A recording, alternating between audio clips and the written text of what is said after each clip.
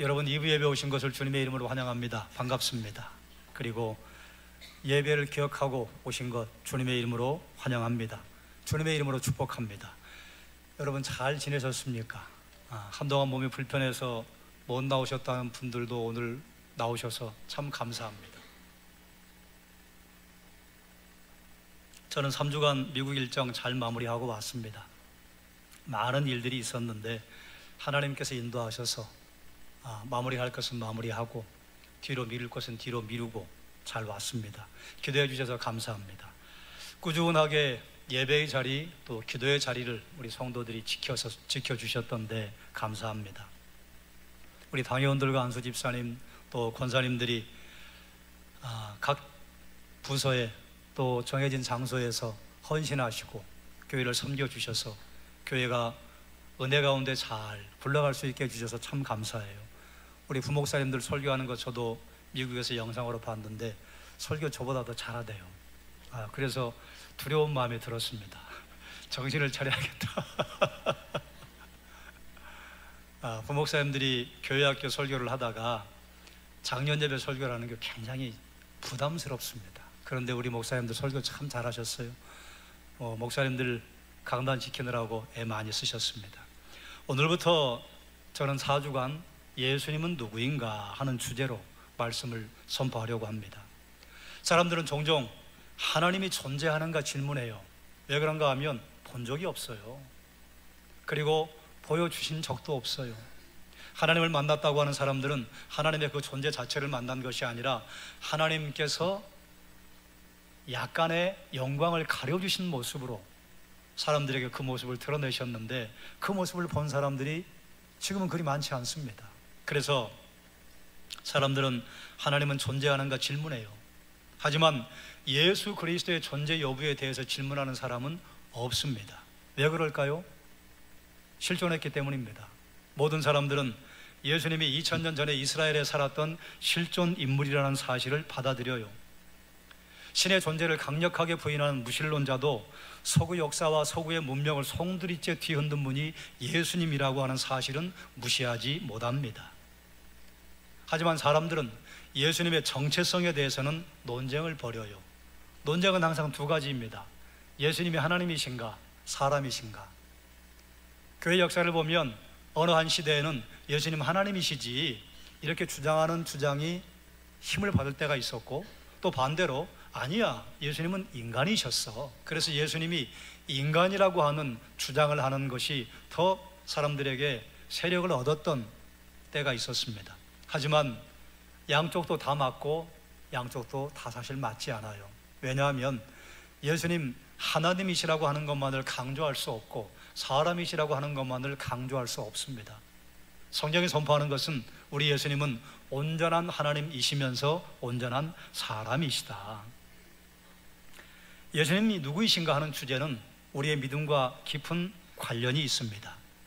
예수님께서 우리의 신뢰의 근거가 되기 때문에 그렇습니다. 예수님을 아는 만큼 믿습니다. 예수님을 아는 만큼 믿음의 분량이 성장합니다.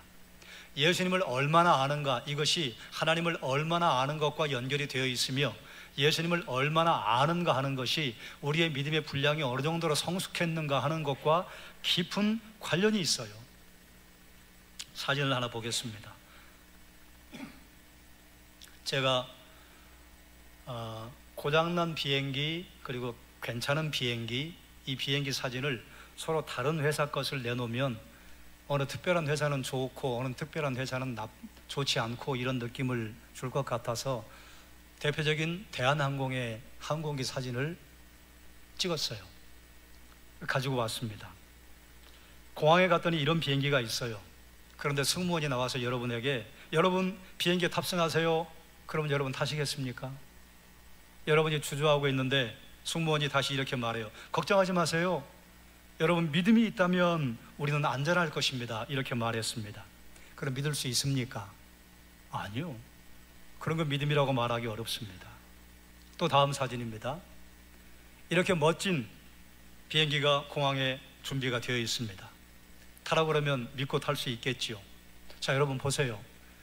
이 간단한 사진 두 장인데 우리의 믿음의 뿌리와 믿음의 색깔을 알려줍니다. 여러분, 우리가 믿음을 가진다고 하는 것은 1차 원인이 우리에게 있지 않습니다. 믿을 만한 대상이신 그분에게 1차적인 원인이 있어요. 믿을만 하기 때문에 믿는 것입니다. 믿을만 하지 않는데 믿는 것을 우리는 광신이라고 합니다. 믿을 수 없는 존재예요.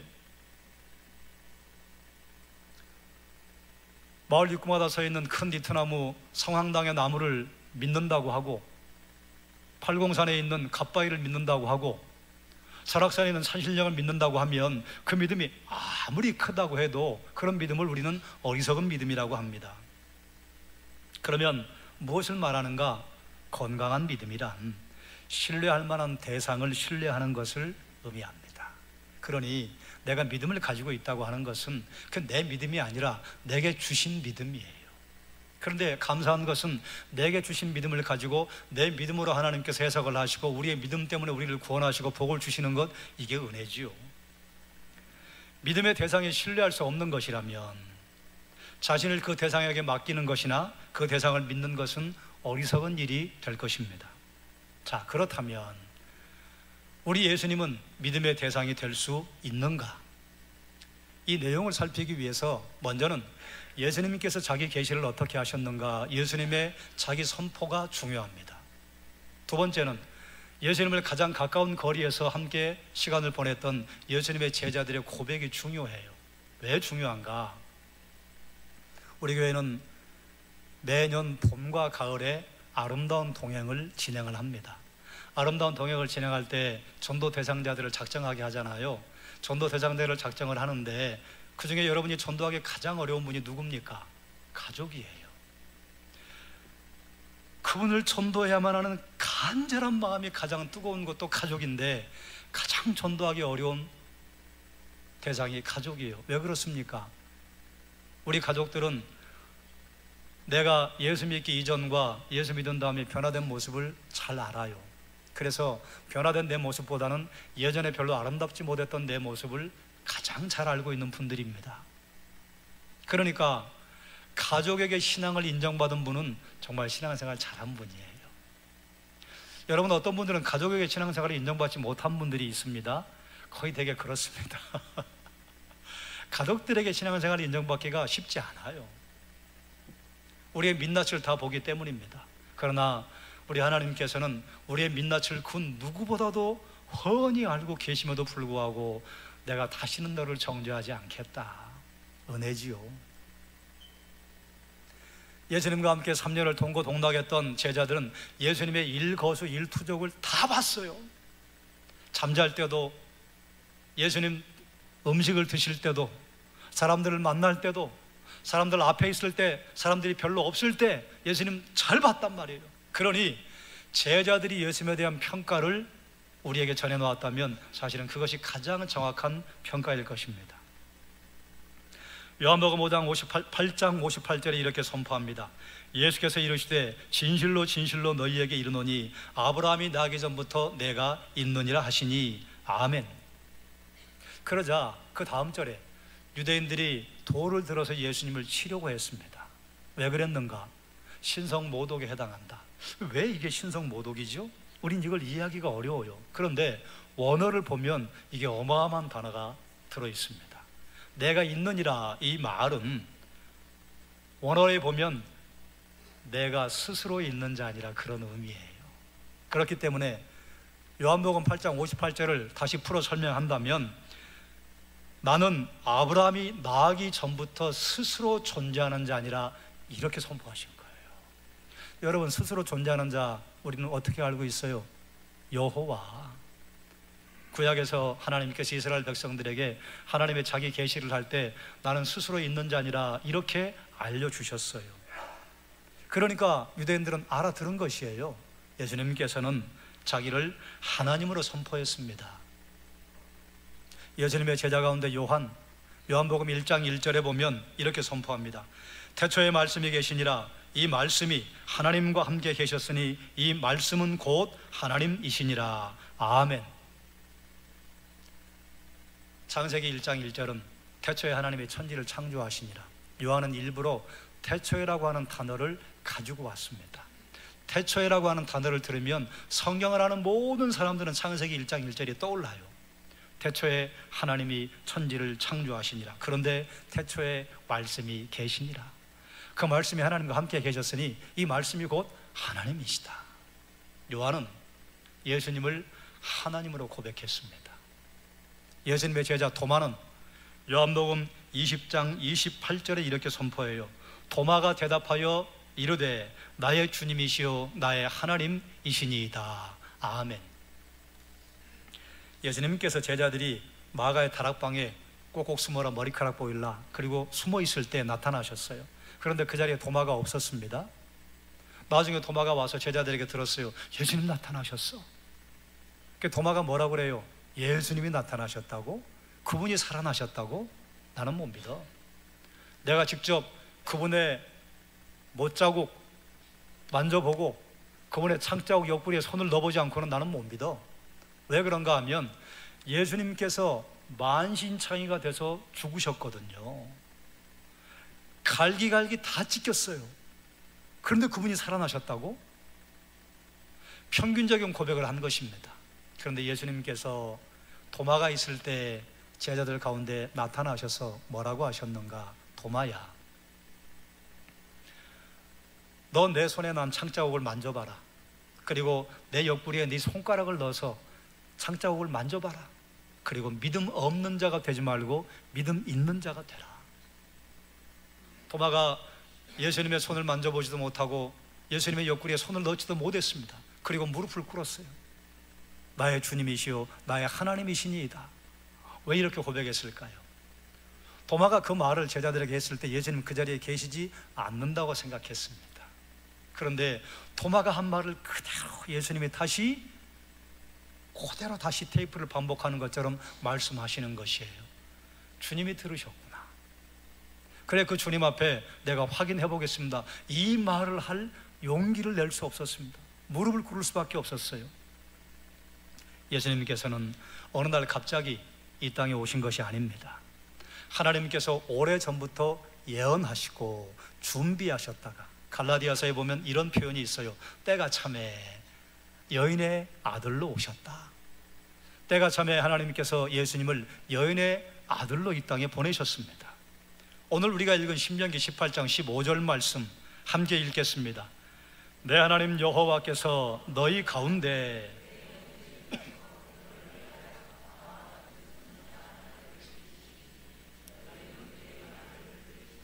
아멘. 이스라엘 백성들이 국가의 형태를 띠기 위해서 출애굽할 때부터 하나님께서는 모세를 통해서 예수 그리스도가 오실 것을 이미 계획하셨어요. 아니, 사실은 창세전에 계획하셨는데 모세를 통해 말씀하신 것에 불과해요. 이 말씀의 1차적인 의미는 장차 모세와 같이 하나님의 뜻을 백성들에게 전달할 선지자가 이스라엘 12지파 혈통 가운데 나올 것이라는 의미입니다. 이 말씀은 두 가지의 의미를 함축합니다. 모세 이후에 일어날 하나님의 모든 선지자를 의미하기도 하지만 궁극적으로는 메시아에 대한 예언입니다. 그러면 제가 지금까지 한 말씀을 종합한다면 예수님께서는 자기를 하나님으로 계시하셨습니다. 제자들은 예수님을 하나님으로 고백했습니다. 그뿐만 아니라 예수님은 성경의 예언대로 이 땅에 오셨습니다. 자, 그러면 이런 결론 앞에 사람들은 세 가지의 선택을 할 수 있습니다. C.S. 루이스라고 하는 신학자가 기록한 책에 순전한 기독교인이라는 책이 있어요. 그 책 가운데 이 내용이 들어있습니다. 첫 번째, 사람들이 선택할 수 있는 것, 예수님 거짓말쟁이야. 예수님은 그의 주장이 거짓인데 그것을 알고 있었음에도 불구하고 이런 말을 했다면 그는 거짓말쟁이입니다. 저는 여기서 논리적인 다른 설명을 오늘은 생략하겠습니다. 그러나 한 가지 살펴볼 게 있어요. 거짓말쟁이의 특징이 있습니다. 거짓말쟁이 이기적입니다. 자기 유익을 위해서 거짓말을 일삼습니다. 거짓말쟁이는 다른 사람을 사랑하지 않습니다. 자기 유익을 위해 다른 사람을 이용합니다. 자, 그러면 거짓말장애에게 나타나는 이런 특징이 예수님에게 있었나요? 아니에요. 예수님은 모든 사람을 사랑하셨습니다. 예수님은 자기 유익을 구하지 않고 우리를 위하여 그의 생명을 십자가에 내놓으셨습니다. 그러므로 우리는 이렇게 결론을 내릴 수 있어요. 예수님은 거짓말쟁이가 아닙니다. 두 번째 선택을 할 수 있습니다. 예수님 정신병자지. 예수님께서는 자기 주장이 거짓이지만 그 주장을 본인이 사실로 받아들였다면 예수님은 정신병자일 거예요. 그런데 예수님이 그런 분이셨는가? 정신병자의 특징이 있습니다. 언행이 일치되지 않아요. 말에 책임을 지지 않습니다. 그리고 말에 책임을 져야 한다는 생각조차도 하지 않습니다. 예수님이 그러셨나요? 그렇지 않습니다. 예수님은 말과 행동이 일치했습니다. 예수님은 말씀하신 것을 하나도 빠짐없이 모두 이루셨습니다. 그러므로 우리는 결론을 내릴 수 있어요. 예수님은 정신병자가 아닙니다. 세 번째 선택이에요. 예수님이 사실을 말씀하셨다. 예수님이 하신 말씀은 사실이다. 그렇다면 예수님은 하나님이시다.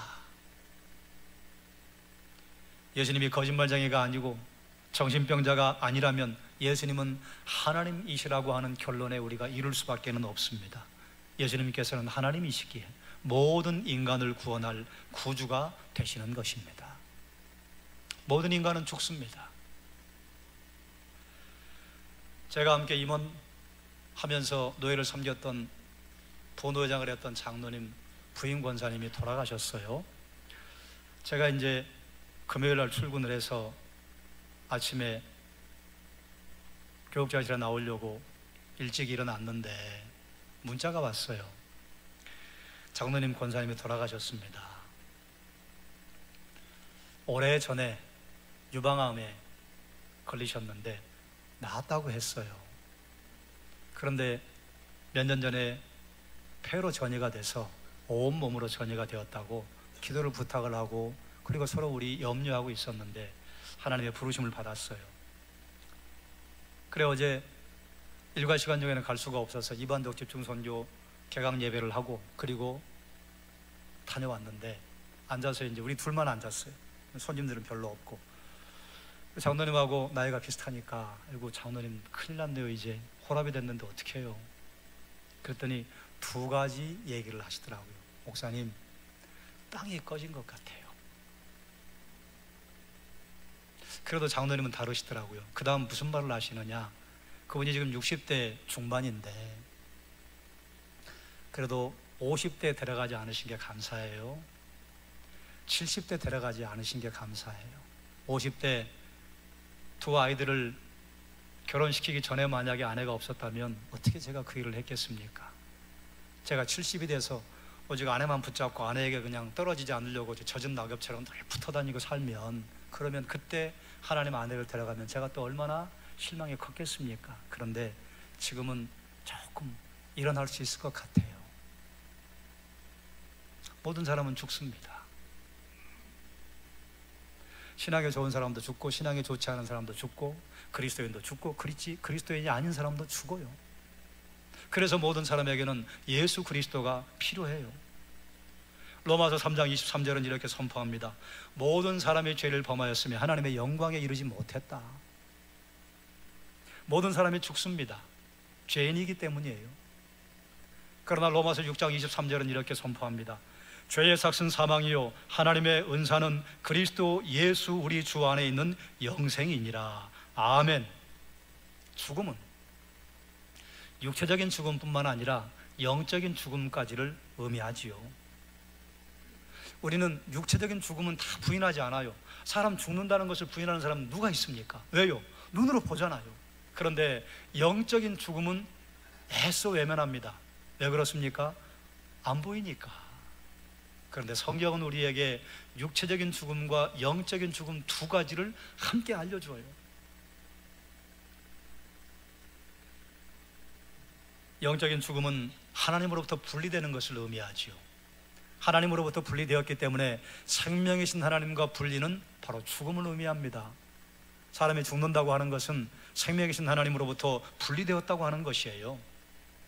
하나님으로부터 분리된 사람들은 이 세상에 사는 동안 보이는 특징이 있습니다. 이 세상을 사는 동안 세상의 쾌락을 추구하지요. 그리고 잘난 사람은 잘난 맛에, 못난 사람은 못난 맛에. 그래, 잘난 사람은 자기 도취에 빠질 거예요. 그런데 여러분 다 아시잖아요. 일정한 나이가 되면 지식도 평준화됩니다. 건강도 평준화됩니다. 먹고 사는 것도 평준화돼요. 아무리 돈 많아도 나이가 많으신 분들은 많이 못 먹어요. 먹었다간 탈나요. 양도 줄여야 합니다. 놀랍게도 인간이 살아가는 삶의 현장에는 일정한 나이가 되면 우리가 그동안 자기 도취, 자기 자랑으로 삼았던 것들이 평준화되는 날이 와요. 그러다 보면 하나님께로부터 분리된 사람은 인생 무상에 빠집니다. 내가 살아온 것이 더덥기 짝이 없는 거예요. 그리고 그 다음 찾아오는 것이 있습니다. 죽음에 대한 불안감에서 벗어날 수 없습니다. 하지만 하나님을 만난 사람은 참 빛을 경험하고 평강을 경험하고 구원을 경험하고 성령의 열매를 경험하고 구원을 경험할 것입니다. 예수님은 우리가 죄에 대하여 죽고 의에 대하여 살게 하시려고 십자가에서 죽으셨습니다. 예수님은 허물과 죄로 죽었던 우리를 살리기 위해서 십자가에서 죽으셨습니다. 그렇다면 우린 그 다음 반드시 질문이 따라야 됩니다. 한번 따라하죠. 어떻게 할 것인가? 예, 어떻게 할 것인가? 사람은 매일 수많은 선택을 하며 살아갑니다. 예배당에 올 때 이 옷을 입을까 저 옷을 입을까, 이 넥타이를 할까 저 넥타이를 할까, 그리고 예배당에 들어갈 때 시계는 무엇을 하고 갈까, 예배당에 와서 어느 자리에 앉을까, 수많은 선택이에요. 우리의 오늘은 어제의 선택의 결과입니다. 그런데 사람들은 놀랍게도 영적인 선택에는 얼마나 머뭇거리는지. 없을 거야. 천국과 지옥은. 아니, 없어야만 해. 예수님 하나님 아니실 거야. 분명히 선택의 기로에 섰는데 그 선택의 기로에 서면 하나님 앞에서 그것을 양자택일 해야 하는 두 가지의 선택지만 남아 있습니다. 거절할 것인가, 받아들일 것인가. 예수님을 거절하는 사람들은 애써 예수님 하나님이면 안 되는 이유를 하나님이 아니라고 하는 수많은 사실들을 여기저기서 끌어모으기 시작해요. 예수님 하나님이 아니야. 그러면 예수님을 거절해도 마음의 부담감이 좀 덜어지겠죠. 그런데 예수님 하나님이실 수밖에는 없습니다. 그가 거짓말쟁이가 아니고 정신병자가 아니라면 예수님 하신 말씀이 사실이기 때문이에요. 요한계시록 3장 20절은 이렇게 선포합니다. 볼지어다 내가 문 밖에 서서 두드리노니 누구든지 내 음성을 듣고 문을 열면 내가 그에게로 들어가 그와 더불어 먹고 그는 나와 더불어 먹으리라. 아멘. 우리가 할 일은 거절할 것인가, 예수님을 받아들일 것인가. 하지만 저는 여러분이 그를 믿고 우리의 마음문 여는 것을 선택하기를 주님의 이름으로 부탁을 드립니다. 여기 앉아 계신 분들은 최소한 그렇게 일생의 어느 순간에 어느 한 지점에서 예수님을 여러분의 구주, 여러분의 하나님으로 영접한 적이 있지 않으세요? 우리가 예수님을 초청한다면 우리 안에 들어오시겠다고 약속하셨습니다. 우리가 예수님을 내 마음에 모시면 죄사함의 은총과 평강과 성령의 열매와 기쁨을 누리게 할 것이라고 약속하셨습니다. 여기까지가 제가 미국 가기 전에 준비했던 말씀이었어요. 그리고 제가 와서 출력을 하려고 컴퓨터를 켰더니 이분이 지워져 버렸어요. 얼마나 당황스러운지. 아무리 이전 걸로 복원을 해도 안 돌아와요. 제가 뭘 잘못하고 간 것 같아요. 그래서 설교의 얼개는 여기 남아 있으니까 다시 했죠.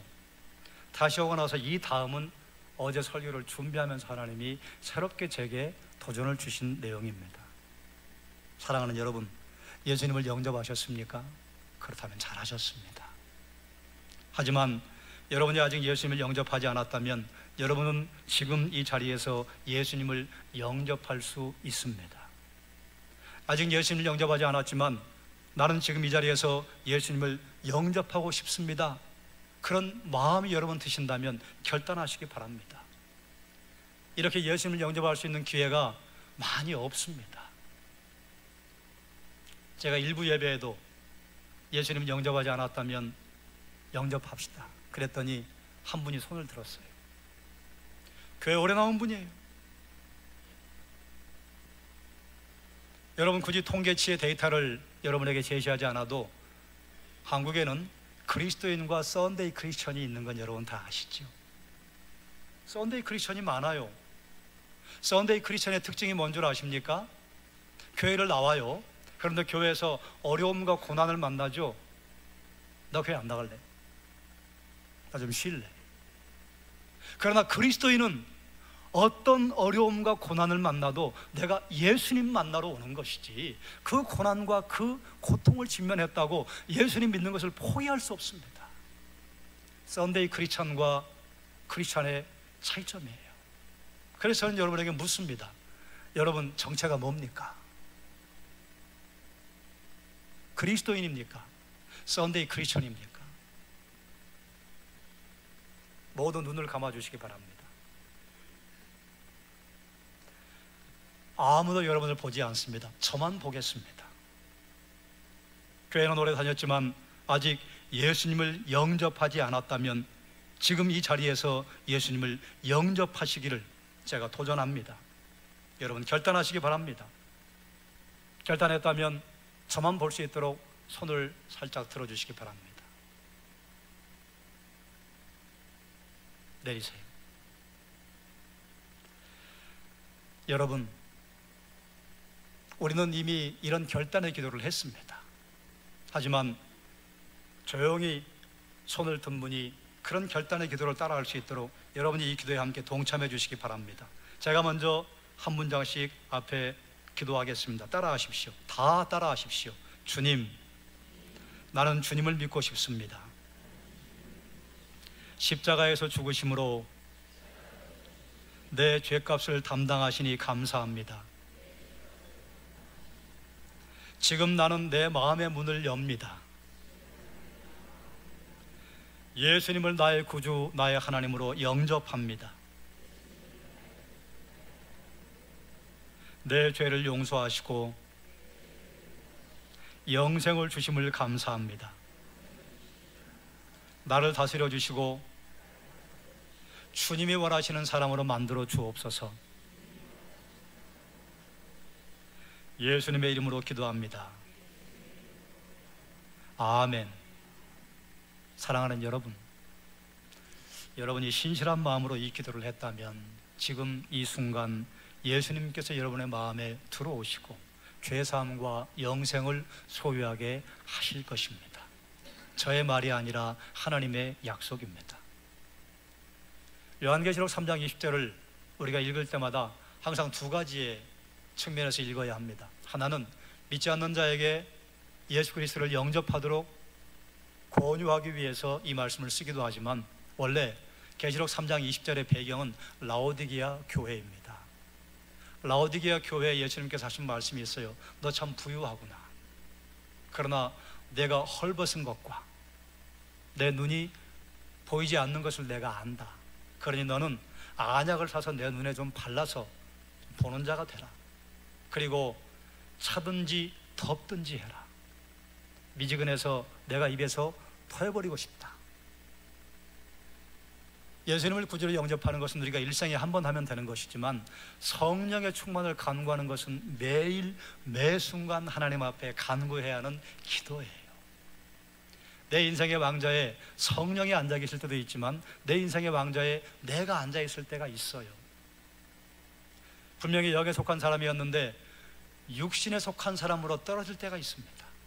그럴 때 우리는 항상 다시 하나님 앞에 우리의 죄를 고백하고 성령의 충만을 간구함으로 말미암아 내 인생의 왕좌를 성령께 내어드리는 고백을 매일 해야 합니다. 그래서 문을 두드리시는 주님의 노크는 예수님을 처음 믿는 사람에게만 하시는 것이 아니라 예수님을 믿었지만, 예수님과 함께 동행하지만 여전히 내 인생의 왕자에 내가 앉아서 내가 왕 노릇하는 사람들에게 여전히 주님께서는 노크를 하시는 거예요.